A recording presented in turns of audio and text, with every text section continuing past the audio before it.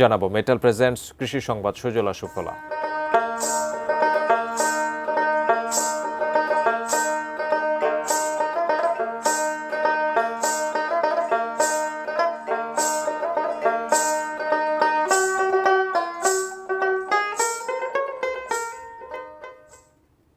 দিনাজপুর সদর উপজেলার শেখপুরা ইউনিয়নের দিঘন গ্রামের কৃষক আফজাল হোসেন মালচিং পদ্ধতিতে সবজি চাষ করে পেয়েছেন দ্বিগুণ ফলন।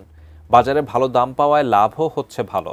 আফজালের পাশাপাশি দিনাজপুরের অসংখ্য কৃষক মালচিং পদ্ধতিতে চাষ করছেন। এই পদ্ধতিতে প্রথমে জমিতে পরিমিত রাসায়নিক ও জৈব সার দিয়ে সারি সারি বেড তৈরি করে পলিথিন দিয়ে ঢেকে দেওয়া হয়।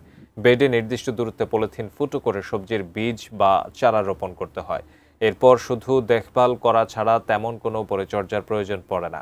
মালচিং পেপার দ্বারা ঢেকে দেওয়ার কারণে ছত্রাক বা রোগবালাইয়ের আক্রমণ হয় না বললেই চলে। গাছের পরিচর্যার জন্য শ্রমিকের খুব একটা প্রয়োজন না হওয়ায় উৎপাদন খরচ অনেক কম।